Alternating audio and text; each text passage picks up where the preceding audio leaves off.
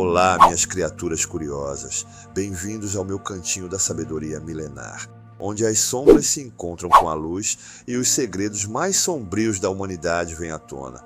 Eu sou Félix Lúcio, o gato que já viu de tudo, sentiu de tudo e, claro, sobreviveu a tudo. Hoje vamos embarcar em uma jornada pelas profundezas do alcoolismo, essa doença traiçoeira que se esconde em cada esquina da sociedade. Infelizmente, hoje, 22 de agosto de 2024, nosso querido primo perdeu a batalha contra este terrível vício. Neste momento de luto, toda a nossa família está profundamente entristecida. Sentiremos imensamente a sua falta. Que você encontre a paz onde quer que esteja. O que é o alcoolismo? Vocês me perguntam. É muito mais do que apenas um vício. É uma prisão invisível, construída tijolo por tijolo, gole por gole.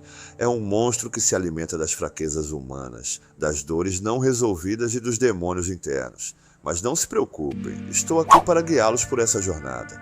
Vamos dissecar as causas, sinais e sintomas, o diagnóstico e, claro, as opções de tratamento. Porque, apesar de tudo, até um gato como eu gosta de ver vocês, humanos, encontrando uma maneira de escapar das suas próprias armadilhas. Comecemos pelas raízes dessa enfermidade, porque vocês sabem, cada tragédia precisa de uma boa origem. O alcoolismo não surge do nada. Ele é o resultado de uma complexa teia de fatores genéticos, ambientais, psicológicos e sociais. Não há uma única razão que leve uma pessoa a se tornar dependente do álcool, mas sim uma combinação de fatores que, quando juntos, criam a tempestade perfeita. A genética, esse pequeno detalhe sobre o qual vocês não têm controle. Ou será que tem? Estudos indicam que a predisposição genética desempenha um papel significativo no risco de desenvolver o alcoolismo. Se você vem de uma linhagem de bebedores, bem, o seu DNA pode estar conspirando contra você. Certos genes influenciam como seu corpo metaboliza o álcool e como seu cérebro responde a ele. Se esses genes não estão do seu lado, você pode ter mais chances de desenvolver uma relação problemática com a bebida. E depois temos o ambiente, esse vasto palco onde sua vida se desenrola, onde você cresce, com quem você convive, e as experiências que você tem podem moldar seu relacionamento com o álcool. Crianças que crescem em lares onde o álcool é parte integrante do cotidiano ou onde não há restrições quanto ao seu uso têm maior risco de seguir o mesmo caminho. E não podemos ignorar o impacto do estresse, dos traumas ou da violência na infância. Essas cicatrizes emocionais podem abrir as portas para o alcoolismo na vida adulta. Fatores ambientais. E depois temos o ambiente, esse vasto palco onde sua vida se desenrola, onde você cresce, com quem você convive, e as experiências que você tem podem moldar seu relacionamento com o álcool. Crianças que crescem em lares onde o álcool é parte integrante do cotidiano, ou onde não há restrições quanto ao seu uso, têm maior risco de seguir o mesmo caminho. E não podemos ignorar o impacto do estresse, dos traumas ou da violência na infância. Essas cicatrizes emocionais podem abrir as portas para o alcoolismo na vida adulta. Fatores psicológicos. Agora vamos dar uma olhada na sua mente, o lugar onde os verdadeiros demônios se escondem. Problemas de saúde mental, como depressão, ansiedade, transtorno bipolar e outros transtornos psiquiátricos, frequentemente andam de mãos dadas com o alcoolismo. Muitas pessoas usam o álcool como uma forma de anestesiar a dor, de calar aquela voz incessante em suas cabeças ou simplesmente de escapar da realidade. Infelizmente, o que começa como uma fuga temporária pode rapidamente se tornar uma prisão perpétua. Fatores sociais e culturais. E claro, não podemos esquecer a sociedade, esse belo cenário que influencia tanto nossas escolhas.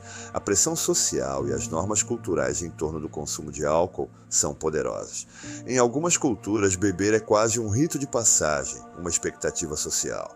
E assim as festas, celebrações e eventos se tornam sinônimos de beber, até que o álcool deixa de ser uma escolha e se torna uma necessidade. E claro, amigos ou colegas que incentivam o consumo excessivo podem empurrar alguém ainda mais para o abismo. Viram como as coisas se complicam rapidamente? Mas não se preocupem, essa é apenas a ponta do iceberg. Sinais e sintomas do alcoolismo. E agora vamos falar dos sinais e sintomas.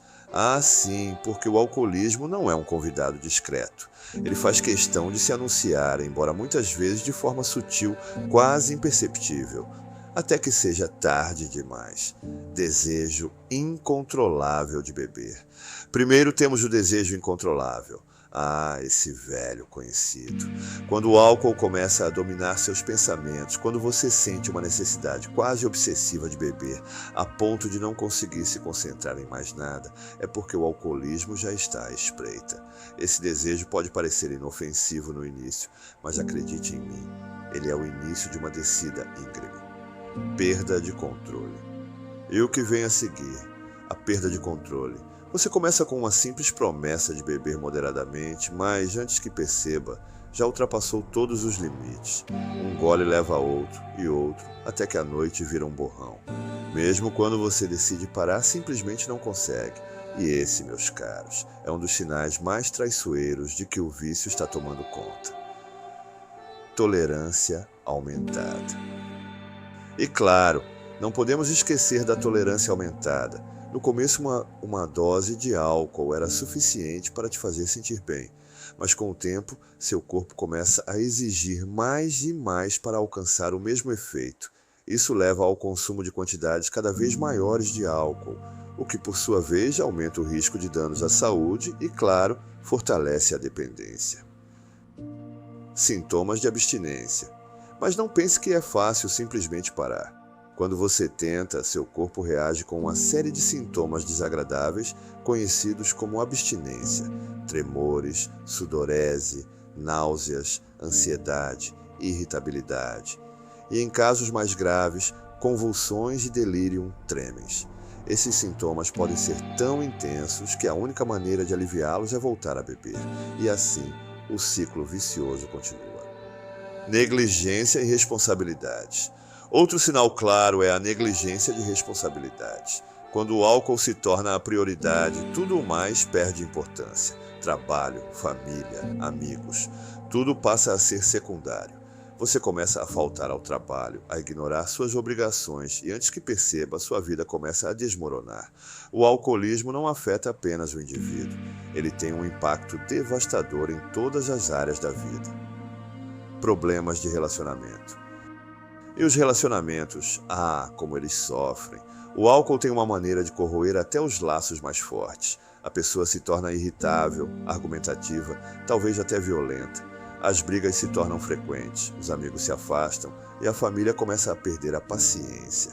Em casos extremos, o alcoolismo pode levar ao término de relacionamentos e ao isolamento social.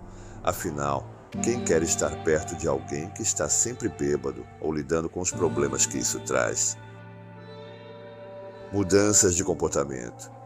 Além disso, há as mudanças de comportamento. A pessoa começa a mentir sobre seu consumo de álcool, a esconder garrafas, a evitar situações onde o álcool não está disponível. O comportamento se torna cada vez mais errático e imprevisível, e o álcool se torna o centro de todas as decisões e ações. Problemas de saúde. E por fim, os problemas de saúde. O consumo prolongado e excessivo de álcool afeta praticamente todos os sistemas do corpo. Doenças hepáticas, como cirrose, pancreatite, problemas cardíacos, danos ao sistema nervoso, deficiência nutricional e transtornos mentais são apenas algumas das consequências associadas ao alcoolismo. E quanto mais cedo esses problemas começarem a aparecer, mais difícil será a recuperação. Diagnóstico do alcoolismo. Então, como você sabe se está no caminho do alcoolismo? Bem, o diagnóstico geralmente é feito por um profissional de saúde, alguém que possa olhar para a sua vida e ver o que você talvez esteja tentando ignorar. Histórico médico e entrevista clínica. O primeiro passo para diagnosticar o alcoolismo é uma boa e velha conversa. Um profissional de saúde fará uma avaliação completa do seu histórico médico e pessoal. Isso inclui perguntas sobre seus hábitos de consumo de álcool, frequência e quantidade, além de como isso está afetando sua vida diária. Não é apenas uma questão de quanto você bebe, mas de como o álcool está interferindo em sua capacidade de funcionar. Critérios do DSM-5. Os profissionais também usam os critérios do Manual Diagnóstico e Estatístico de Transtornos Mentais, o famoso DSM-5. Este manual lista os sintomas e comportamentos específicos que indicam um transtorno por uso de álcool. Para ser diagnosticado, uma pessoa geralmente precisa apresentar pelo menos 2 dos seguintes critérios em um período de 12 meses: beber mais ou por um período mais longo do que o pretendido, desejo persistente ou tentativas fracassadas de reduzir ou controlar o consumo de álcool, gastar muito tempo obtendo, consumindo ou se recuperando dos efeitos do álcool, desejo ou necessidade forte de beber, craving, incapacidade de cumprir obrigações importantes no trabalho, escola ou em casa devido ao consumo de álcool, continuar a beber apesar de problemas sociais ou interpessoais causados ou exacerbados pelo álcool, abandonar ou reduzir atividades importantes em favor do consumo de álcool, beber em situações em que é fisicamente perigoso, como ao dirigir. Continuar a beber apesar de problemas físicos ou psicológicos causados ou exacerbados pelo álcool. Desenvolvimento de tolerância, necessitando de quantidades maiores para atingir o efeito desejado. Experiência de sintomas de abstinência ao tentar parar ou reduzir o consumo. Exames físicos e laboratoriais. Mas as palavras não são suficientes. Exames físicos e laboratoriais podem ajudar a identificar os danos que o álcool já causou ao corpo. Testes de função hepática, níveis de glicose, colesterol e até exames de imagem podem revelar a extensão do impacto do álcool em sua saúde. A mágica dos números e dos gráficos pode ser cruel, mas é um passo necessário para enfrentar a realidade. Questionários e autoavaliações. Existem também questionários e escalas de autoavaliação que ajudam a identificar o risco de alcoolismo. Ferramentas como o Audit, Alcohol Use Disorders Identification Test, ou o CAGE, Cut Down, Annoyed, Guilty, Eye Opener, são comumente usadas para detectar sinais de alerta. Essas perguntas simples podem parecer inofensivas, mas as respostas podem revelar muito mais do que você imagina. Tratamento do alcoolismo. Agora, meus caros, chegamos à parte que realmente importa: o tratamento. Porque, apesar de tudo, eu gosto de ver vocês encontrando uma saída. O alcoolismo pode ser uma prisão, mas não é inescapável. Existem várias abordagens para o tratamento, e o que funciona para uma pessoa pode não funcionar para outra. Vamos explorar essas opções, porque afinal uma vida sem amarras é muito mais divertida, não é mesmo? Desintoxicação. O primeiro passo é muitas vezes a desintoxicação. Esse processo, que pode durar de alguns dias a uma semana, envolve a retirada gradual do álcool sob supervisão médica para minimizar os sintomas de abstinência. E acreditem, essa parte não é nada fácil. Tremores, náuseas, ansiedade e outros sintomas desagradáveis podem aparecer, e em casos graves a abstinência pode ser perigosa.